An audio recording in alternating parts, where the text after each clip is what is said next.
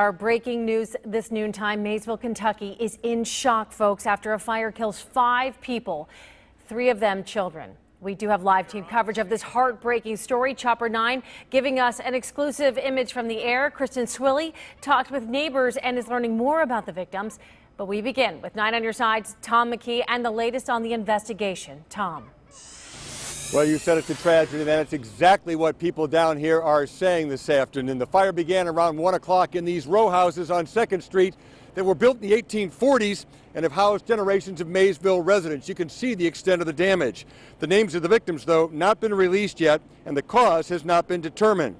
Now, flames were leaping from the 3-story structures soon after the fire began. This video was shot by Lorraine Mulligan, who lives nearby, and you can see that fire crews had a tough time bringing the blaze under control. Residents were displaced for about a dozen apartments that sit side by side in these old buildings, but the property damage was not on the mind this morning of Maysville Mayor Dave Cantrell. The loss of life is probably the more poignant, thing for me here. They're all our friends. This is a small, tight-knit community. We have a Maysville City policeman that lives in this first house. We have one of my employees that lives in the second house, and the people that perished, their family were all really prominent part of the community here. Now, Kentucky arson investigators are here to try and determine exactly what caused this deadly blaze. 2nd Street remains closed to traffic to the city's west end.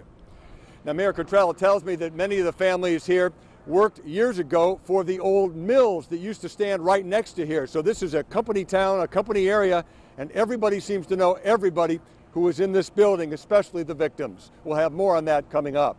Tom McKee, 9 on your side, live in Maysville. All right, we will check back in with you, Tom. Meanwhile, Chopper 9 is the only local helicopter getting you breaking news first. Dan Carroll is in Chopper 9.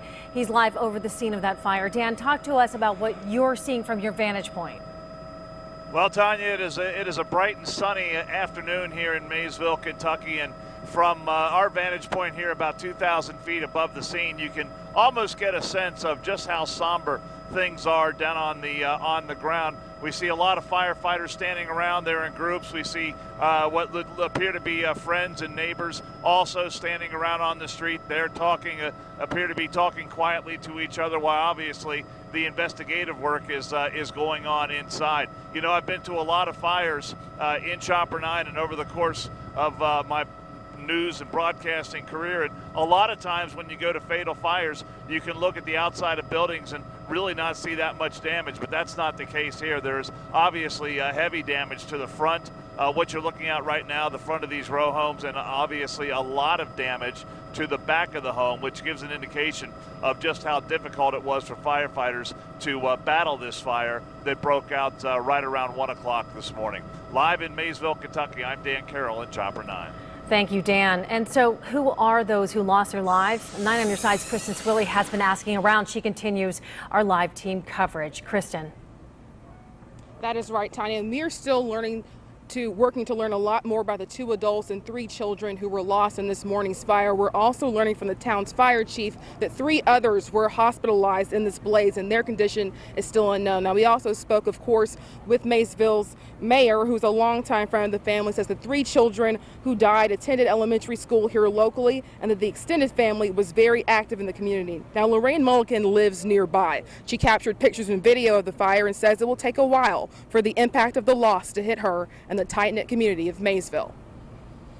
I was actually taking some pictures, and I took a picture of Rebecca Cartmill, who's with the Red Cross, and it's when I looked at a picture of her dealing with it when I started to tear up. When I started seeing how it was affecting other people, that's when I started to realize how devastating it was. Again, we're still trying to learn more about the fire itself and those victims. As we get that information, we'll keep you updated right here on 9 on your side, as well as our website, WCPO.com. For now, live in Maysville, Kristen Swilley, 9 on your side.